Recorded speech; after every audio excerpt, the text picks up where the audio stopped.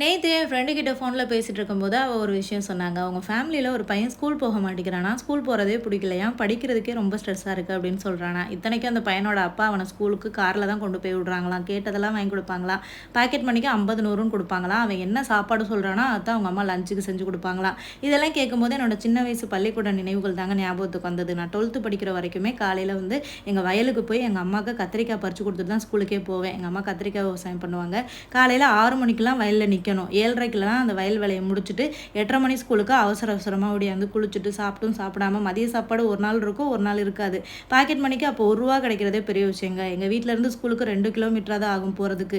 நான் 10த் படிக்கிற வரைக்குமே ஸ்கூலுக்கு நடந்து தான் போவேன். 11வதுல தான் ஸ்கூல்ல கவர்மெண்ட் சைக்கிள் குடுத்தாங்க.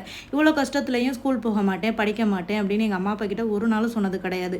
ஸ்கூல் போக ஸ்ட்ரெஸ்ஸா இருக்குன்னு இப்போ உள்ள பிள்ளைங்க சொல்றீங்களே, நாங்க வாழ்ந்த வாழ்க்கைய நீங்க ஒரு நாள் வாழ்ந்து பாருங்க. நீங்க வாழ்ற வாழ்க்கை எவ்வளோ சொகுசா இருக்குன்னு உங்களுக்கு புரியும்.